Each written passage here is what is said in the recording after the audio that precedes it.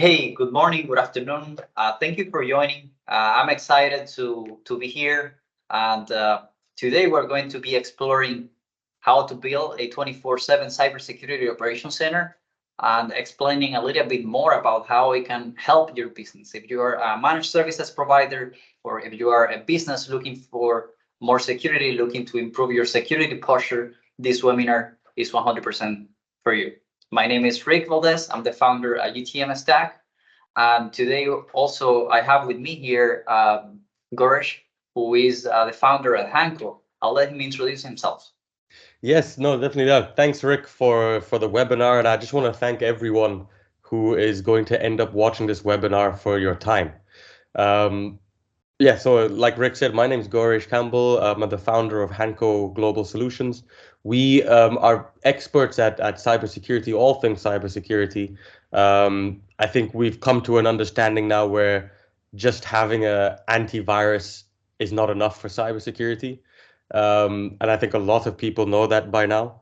And we are striving to kind of bring this awareness that, you need holistic cybersecurity. You need cybersecurity on all levels, not just on your devices, but you need training, you need support, you need academics to teach cybersecurity, you need SOC analysts, engineers, teachers. Every sector needs to come together in order to kind of conduct proper cybersecurity. And that is what we're trying to do at Hanko.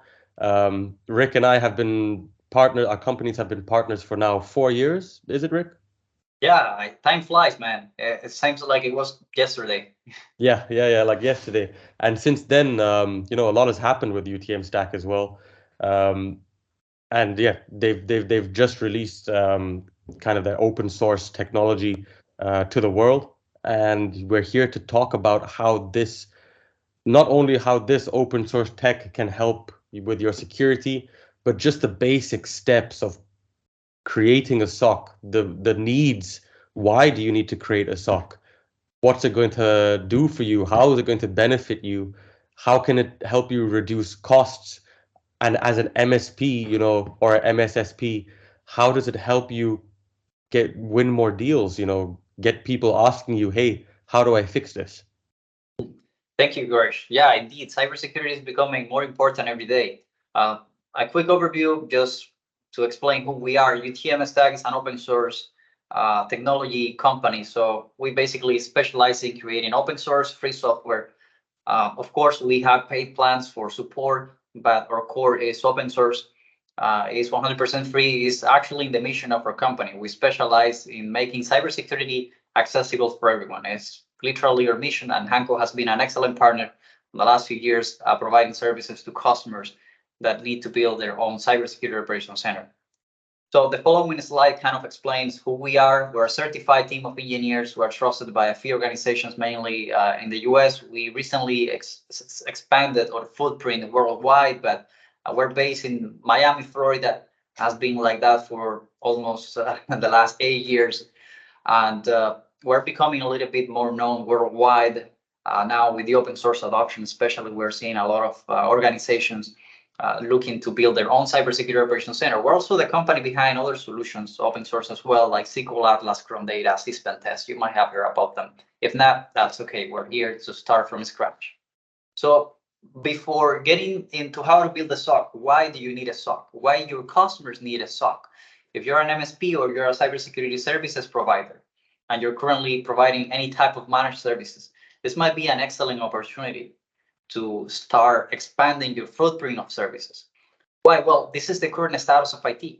What you usually see on the news, where your customers and many people see in the news, is news of big enterprise data breaches. This enterprise got got ransomware, or the employee's data got leaked. That's usually what gets everywhere. However, what is not so visible is that about 30,000 IT systems are hacked every single day. And that is not in the news because they are usually small businesses, small systems, websites, accounting firms, agencies, small companies that are sometimes not noticed by the press. However, these data breaches happen, and they could happen to your customers. So this is a very important fact because everyone at some point will get hacked. It's not a matter of if, it's a matter of when. 90% of these cybersecurity breaches, 95% is due to human error. So today we're going to be focusing on how to build a security operations center from an agnostic standpoint. This is going to be an educational session, not a sales speech. However, we're going to use UTM Stack and our experience with UTM Stack and the Hanco's Cybersecurity Operations Center to kind of put an example from our point of view, from our personal experience using these platforms. So, and we're going to be focusing, on how to build this in an affordable way using open source technologies. So, if cybersecurity is so important, why don't we have more MSPs offering these services everywhere to their customers? Well, because cybersecurity can be complex and expensive, with about 25% of the cost related to training, certifications, and the software license itself. Then about 40% goes to specialized labor and 39% to infrastructure. This is about an average how much budget goes to each section. So with all these factors to take into consideration, MSPs have to build a SOC dealing with all of this. And of course, they have to put a pricing in place that makes sense to cover these expenses and also make a little bit of profit. So the end result is customers receive a quote for an amount of money that is usually very high. Yep. Well, because of all these factors. So that's the reason why solutions like UTM Stack exist. So you can, number one, reduce the cost of licensing with an open source and free solution. And number two, reduce the labor and human error using some of the features that are offered by the UTM Stack solution. So the first thing you're going to see here at the left is the SOC Analyst AI. So that's basically a 24/7 security analyst that will review the alerts and the relevance of the alerts. This is not unique to UTM Stack. A lot of SIEMs out there have it. So this is an important thing to look for when you're building your SOC. You need to find something that is able to analyze the alerts for you and provide you insights, so your security analysts are more productive. Okay. Of course, you need log management and correlation, identity management and file tracking, that weapon threat intelligence, incident response and automation, and escalation and compliance reporting. One more thing that I wanted to mention here is human error. Again, human error is very important. And having an AI in your SOC, especially with all the new advances that we have had with OpenAI and all these companies, there are so many LLMs out there that can be integrated with the SIEM to help with investigation and kind of have a second set of eyes on your SIEM this is a must-have right now. Okay, because your security analysts need some help to be more productive, and they also need some help to kind of have a second set of eyes, on all the alerts that are reviewed inside the system. So I'm going to pass it over to Gersh here. I have been talking for about 5 minutes straight. So Gersh, do you have any input to share here before we jump into how to build a SOC? No, not too much. I mean, I think you covered a lot of the basic stuff quite well. I think maybe if you could just touch a bit upon the AI itself. I mean, what do you know about the AI itself, how it's been trained to kind of actually be a SOC analyst? Because Well, that's a really valid point, and actually I have a slide here just for that. So the AI has been built with two different flavors. Okay, so the AI can act as an advisor to basically tell your SOC analyst, I think this alert is relevant. I think this alert is a standard alert, not critical. This is just something that you can investigate later, or is not so important to take action right now. Or you can say, hey, this is an incident, or this is a false positive. He can give you advice. So if the SOC analyst is reviewing alerts, he can just focus on the things that are marked as an incident or as relevance. He can also look at the reasoning that the AI is making. Hey, I think this is this because of that, because of this, because of that. And this is a very smart AI. It's connected with the threat intelligence feed. It's also able to learn from the alerts that happened in your system in the past. But again, this is specific to UTM Stack. However, it is open source. If you are interested in integrating this with your SIEM, with your own SIEM, if you're using something that is not UTM Stack, it's also possible. Just get in contact with us and we'll help you with that. This is a security analyst artificial intelligence that is trained for this. That's the first flavor. The second flavor is more like the first one, but actually taking action. So you can tell the AI, hey, I want you to actually take action. And the guy will just review the alert and complete it or create incidents or mark them as false positive. And all comes down to the security appetite of the organization, how much power you want to give to the AI. How much, but yeah, that's a good point. And just a final point though, the AI is great and everything, but sometimes you still need people, right? So I think that's where we will move on to now. Definitely. I mean, you always need someone to have a human eye on this. So don't trust everything to the AI. We're going to have a Skynet type of situation here in a few years. So one thing that I wanted to mention as well before we jump here, if you're not familiar with what a SIEM is, or basically you're going to be hearing the word SIEM a lot today. There are a lot of SIEM systems out there in the market. Of course, we're showcasing UTM Stack here. I'm a little bit biased because I'm the founder, but you can use anything else. We are open source. We love other open source solutions. You can find pretty good ones out there with Alienval or SIEM or Security Onion. We personally love Security Onion. I think it's a really good competition for us, but at the same time, our missions are aligned. So definitely take a look at them if you don't like UTM Stack. So this is how SIEM looks like. SIEM stands for log management and correlation. Is kind of the base, the foundation of any SOC team. You will need a SIEM 100% if you want to create your own cybersecurity operations center. This is how the UTM Stack SIEM looks like. Usually SIEMs have a dashboard builder.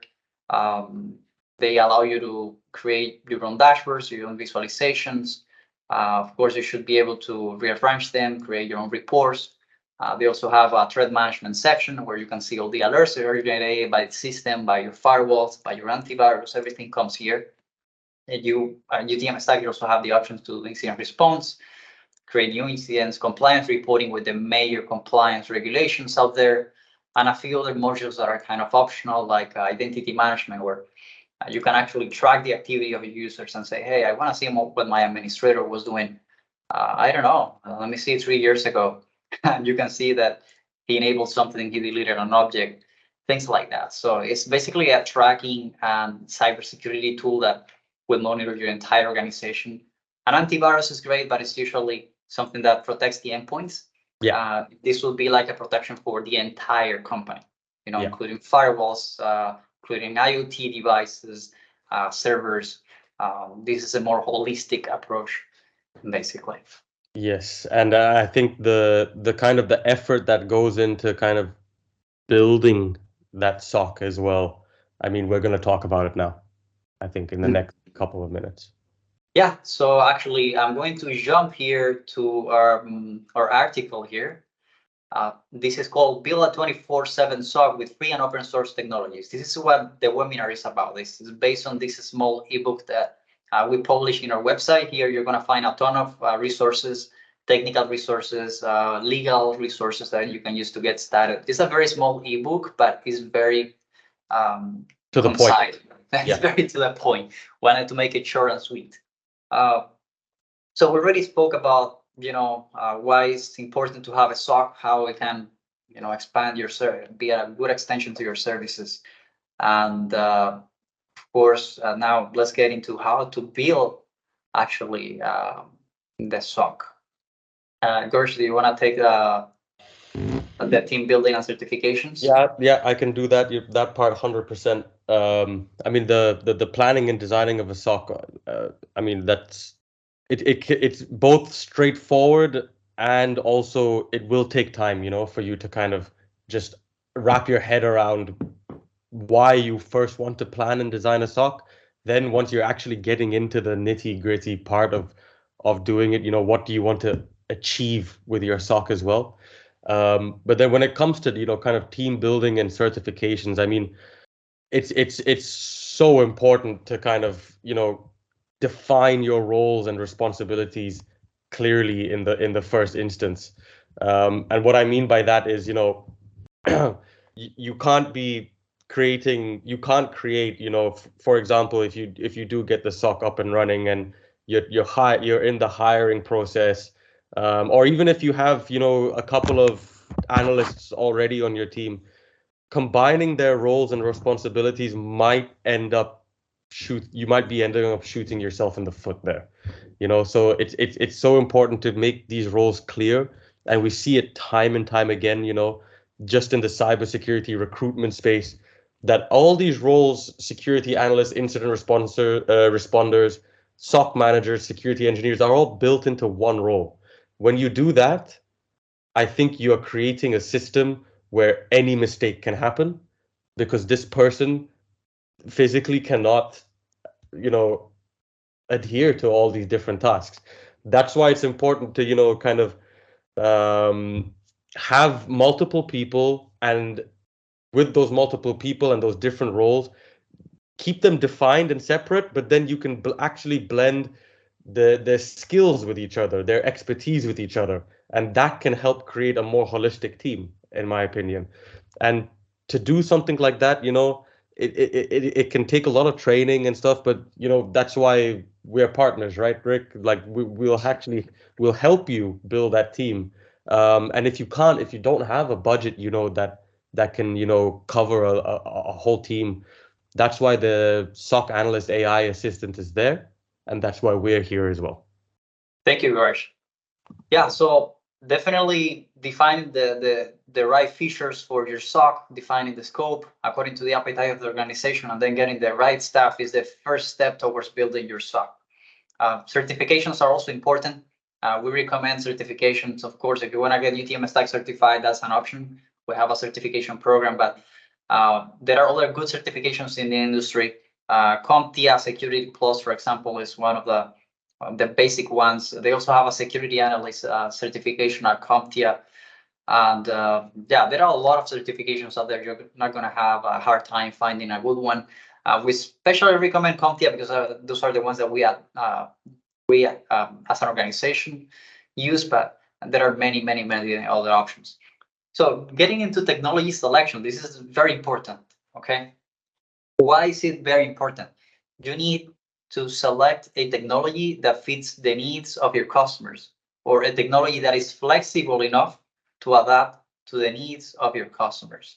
So, for example, threat intelligence. Threat intelligence is essential for any SIEM nowadays. If you don't have threat intelligence, you could be missing those important indicators of compromise that come in real time, all the time, that happen 24/7. And of course, you need a technology that is able to do incident response, okay? And not only incident response on demand, automated incident response. Automated incident response in a way that it actually works. If you have to log into a server to define your incident response rules in a playbook or something like that, that's not viable. That's not a real incident response. You need incident response that you can configure and automate from the UI of your SIEM or from the UI of whatever technology you use. It could also be an XDR. Another thing is real-time correlation. Okay, you need to make sure that your SIEM correlates data before ingesting the data. Why is this important? Data ingestion usually takes a long time, especially if you're having high volume. Most SIEMs nowadays are based on Lucene-based technologies, usually OpenSearch, Elasticsearch, Solr. And these indexing technologies for database tend to be a little bit slow. So what many traditional SIEMs in the industry do is they ingest the data first into a database and then apply correlation on the data. And that can give you anywhere from 15 minutes to 30 minutes of latency between an event actually happens and the SIEM actually catches the alert and tells you, hey, there is an attack in progress. Imagine it was a ransomware. How many things can a ransomware do in 15, 10, or 30 minutes? So make sure your SIEM does correlation before ingesting the data. Compliance reporting is essential if your customer has requirements like GDPR or HIPAA or any of this. Of course, you need compliance reporting or at least the capability to create your own reports. If the reports come already built in, well, great. Yeah. Entity management and cloud monitoring, of course, you need some technology to monitor the activity of your users. And a dashboard leader, of course, will facilitate gaining more observability over your environments.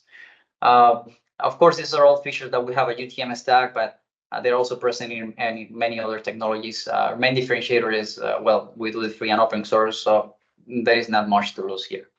I'll pass it over to Gorsh for implementation of procedures and processes. Yeah, no, definitely. And I think this is quite an interesting part, because you need procedures when it comes to incident response and threat detection and vulnerability management.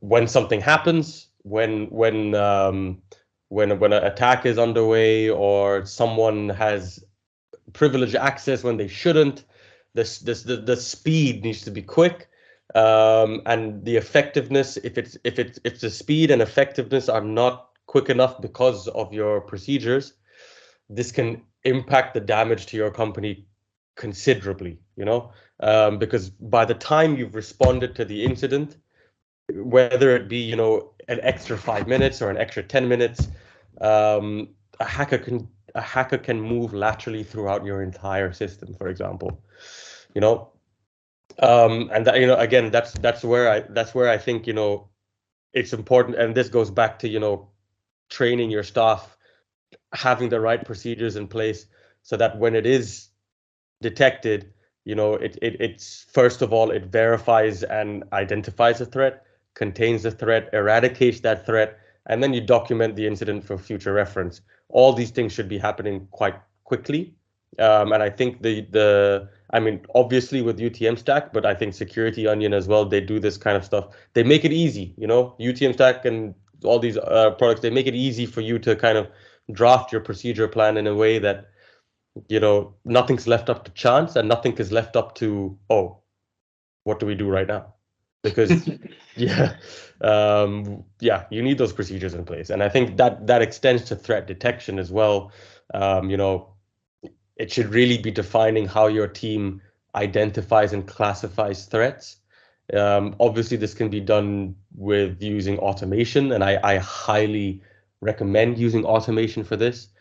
But as I said, you need to make that automation tip-top shape. It needs to be cutting edge, so that you can actually monitor the network and identify any suspicious activity, kind of using well-built automated systems. And again, having people is important, to have a second set of eyes on that.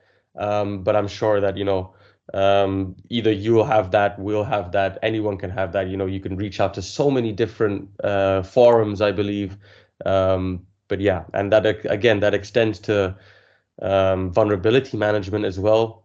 All these procedures, once you have the proper process and procedure in place, incident response starts to work as a well-oiled machine, threat detection and vulnerability management as well. And, to implement these procedures as well, you'll need to document them clearly and ensure that your team is fully trained in this. Again, it's something that, we can help you with. It's not too much, to kind of have your team fully trained in that. Regular reviews, updates will also be needed to ensure that your procedures remain effective, because the threat landscaping is always changing, right? From today to tomorrow, there will be a ransomware gang that has created a new variant of malware, 100%. And if you don't have, regular reviews and updates, and I think, Rick, you'll agree with me, this is where a lot of companies fail in their security, is not having simple reviews of what's going on. And again, this is something we'll hammer in our messaging, and I think the last point there is the role of technology in implementing procedures. The right technologies can support and streamline your SOC procedures. It all comes down to this, the having these right technologies. And I think, not trying to oversell here, but the ease of use of some open source technologies out there, I mean, it just helps kind of whittle down the time spent on creating these procedures and processes. One of them being, UTM Stack, Security Onion, Alien Vault, and so on. Thank you, Goresh. One thing that I wanted to mention, usually SOC procedures are held in a book called the SOC Operations Manual. That's something that we at UTM Stack and Hanko, we can both provide these templates that are going to be definitely helping build your manual for security operations. And of course, this outlines all the procedures of what to do when there's a ransomware attack, what to do when there is an incident. And of course, this is like a master playbook, but there are specific playbooks per customers. There are customers that are going to say, hey, I don't want you to take action automatically if you see a compromised user at 2 a.m. I want you to call me first and confirm, hey, can I disable this user? Can I block this? And there are other customers that are going to say, no, yeah, I want you to take action. You have full control. If you see something, just act. So it kind of depends on the security appetite of the organization, and these procedures kind of get adjusted to that.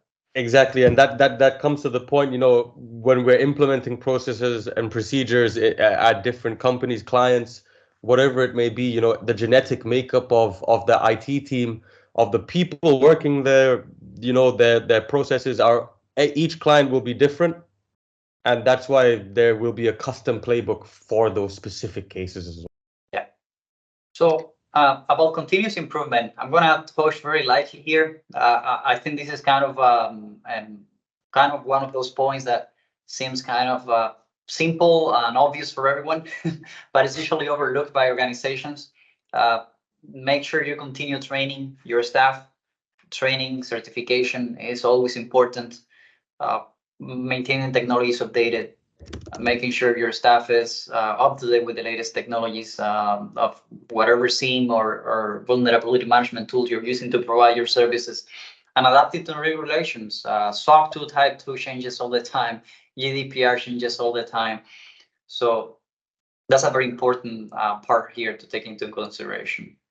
The cybersecurity landscape changes all the time. Yeah. A few mistakes to avoid. So I think this is one of the most important parts of this webinar. Mistakes are very prone to happen when you're starting a cybersecurity operations center from scratch. We want to make sure you avoid those mistakes. So the first mistake, and I think that Gorsh already mentioned it, is neglecting staff training. Your guys are going to be the ones analyzing analyzing alerts and guaranteeing the security of your customers. So training is 100% required. Certification is 100% required. Gorsh also mentioned defining clear roles and responsibilities. You need to have roles and responsibilities assigned. Who is going to be the one that is going to be executing the incident response? Who is going to be analyzing the alerts? Okay, who is going to be maybe doing forensics analysis? This type of things have to be well defined, and you can use the template that we provided for roles here and kind of assign your roles and responsibilities based on that. Identifying the right technology. We previously mentioned some of the features that your technology should have. Incident response, threat intelligence, real-time correlation. Make sure you pick a technology that is able to fulfill those requirements. Fine-tuning correlation rules per customer. Every customer is unique. I got to put a special pause here, and this is really important. SIEMs usually come with a set of rules already built in that are kind of generic. Now, every customer is different. Okay, customers will need their own rules. Customers will need fine-tuned correlation rules. So make sure the technology you choose gives you the flexibility to create your own correlation rules for your customers. For example, I remember we had a customer, Gurish, that was saying, "Hey, I want to block login attempts from this specific region inside my country." Yeah, I remember this. We have a custom correlation rule for that. So to basically define the IP range where the customer didn't want login attempts from, I mean, where he did want to be alerted when someone logged in from that region. False positive rule tags. These, if your SIEM or your technology doesn't have this, you're going to experience a lot of alert fatigue. We see this all the time with customers using other SIEMs. I'm not going to say names, but traditional SIEMs usually don't have the capability of defining what is a false positive and what not. And then they end up with thousands of alerts generated per day. Hey, a user logged in, a user logged out. I don't know why most SIEMs alert for that type of simple events, but they do. And they don't give the option for MSPs and security analysts to say, I don't want to see this alert anymore. This is not relevant to me. Or it's even an ETL process that happens at 2 a.m. And they need to mark the ETL process. This is not a malicious process. This is something that is normal. So you need to define what is a false positive and create rules for false positives so you don't get 1,000 alerts per day. Sweet spot should be max 2 or 3 alerts per customer per day. That's kind of a sweet spot. Yeah. And those alerts with a high potential to be a real incident that they have to be investigated. So if I could put alert fatigue in red letters on the screen below, I would, as a very common, like it's a very common mistake to try to avoid, yes, but it's one of the hardest things to kind of address as well, you know. And I think you've explained it perfectly there. That was actually the number one concern. A survey that was done on 2021. There were 3 things that people complain about SIEM systems and SOC in cybersecurity operations centers. Number 1 was alert fatigue. So we're getting too many alerts, too many events. Number 2 was cost. Okay, SIEMs were just too expensive. You either went for an enterprise option. Everyone knows their names. Market leaders right now that buying the SIEM will cost more than paying your entire employee's salary.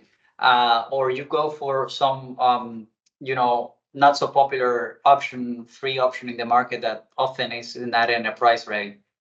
So, but getting back into the topic, the last point is not leveraging artificial intelligence. So yeah, you definitely need AI nowadays. If you're not leveraging AI in some sort, shape, or form, I think you're gonna be falling behind. Yeah. So.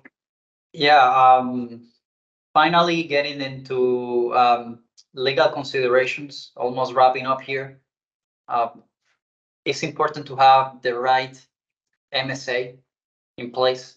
MSA is Master Services Agreement. It's important to have the right statement of work in place. This statement of work define how you are going to act when a threat is found, what the customer wants you to do, what are the response times, what are the times they want you to monitor, maybe 24/7, maybe only at night. And of course, the MSA is going to have all these legal considerations that are important to make sure everyone is aligned on the roles. We're also going to provide a template of these documents here in the same article.